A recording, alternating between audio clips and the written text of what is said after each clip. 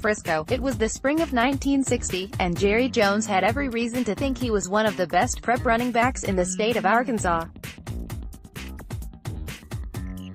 After all, he'd been invited to the postseason All-Star camp thanks to his performance in the backfield for North Little Rock High School. But he tucked tail and left camp one night after having been moved to the offensive line, opting to climb through his bedroom window back at his parents' house to crawl into bed. When his Pat Jones got home from work, he entered the boy's bedroom and administered to Jerry a firm but positive lecture. "Do you love football?" Pat Jones asked his boy.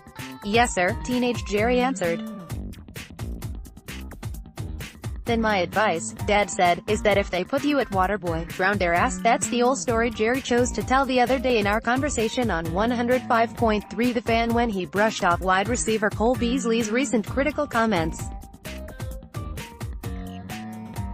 Before launching into a related old story, "These comments that these players make, the one that Cole Beasley made," Jones said.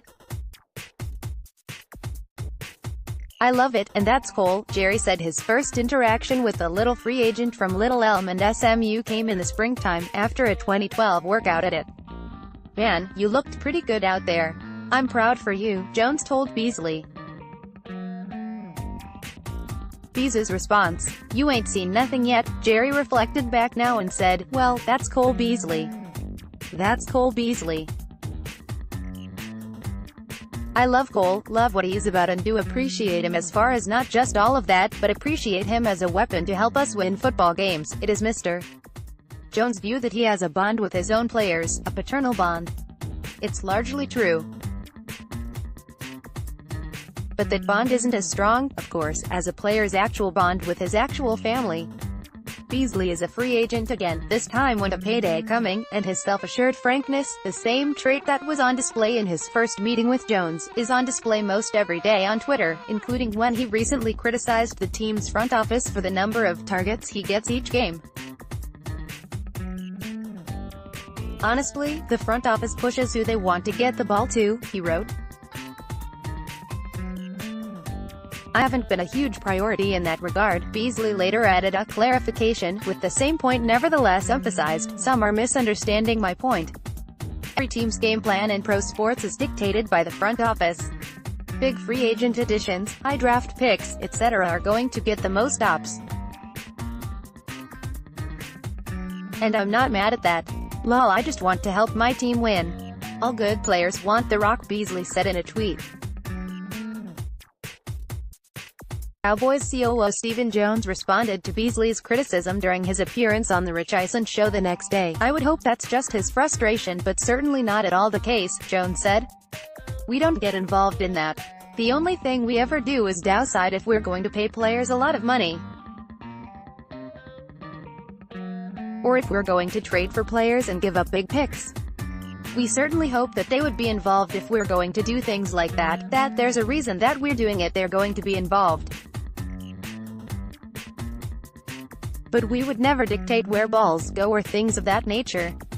In terms of the game plan and getting involved with what our coaching does to get ready to play the ball game.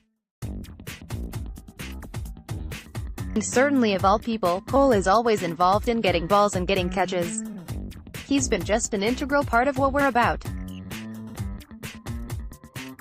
Certainly, he's made a lot of big catches and key catches in games that we've won. The truth about this is in the semantics.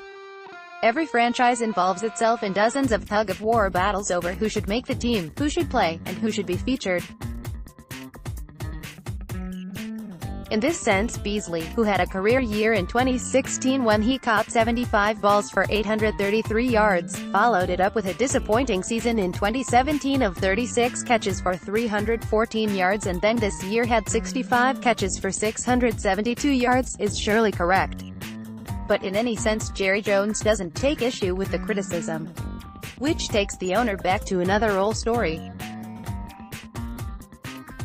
That same Cole, who displayed his cockiness in his first meeting with Jerry, was then at training camp in Oxnard, and he quit, Jones said, recalling Beasley's brief departure from Oxnard in 2012.